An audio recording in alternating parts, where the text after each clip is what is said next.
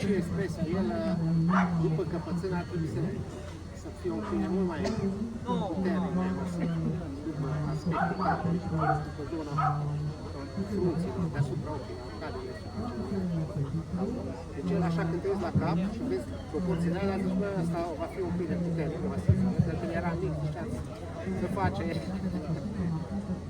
Dar când ne uităm acum, să la o parte că el e pregătit de expoziție și foiat și de un pic de volum, care se ține așa ca și cum a spus, dacă avea să zic 9 luni, deci am pus o calendură, deja la jumate, cam mic așa. După ce avem un mascut cu o porție bună, o talie bună, e suficient socializat pregătit de expoziție. Echile le ține bine, raportă și bine.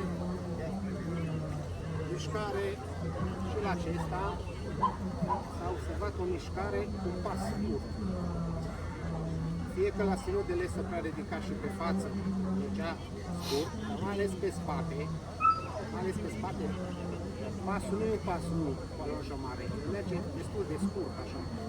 Să mai facem o mișcare, mergeți dumneavoastră primul că la mișcare s-a destul de Mergeți dumneavoastră.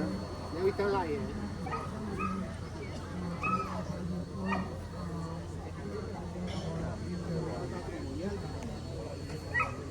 Să nu fie socializat, totdeauna avea tendința cea de spate să recupereze. Pune pe bunul nostru, în pictură.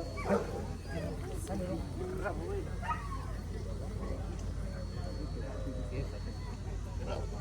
Deci membrul posterior îl face așa pasul scurt, pasul scurt.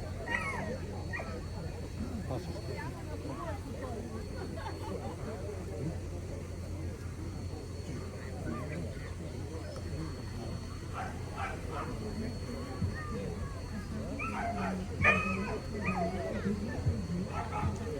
Până acum mă gândesc așa, e la clasa junior, nu?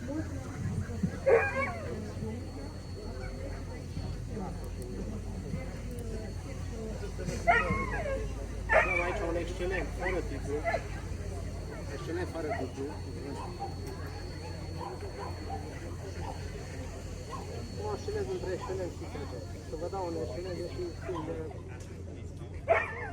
Adică odată o statură nu, talie nu, urechile iate, pare, îți dau un excelent. Excelent. Nu, excelent 1, excelent 2, putem să fără, da. Excelentul nu fără. Bun. Mulțumim.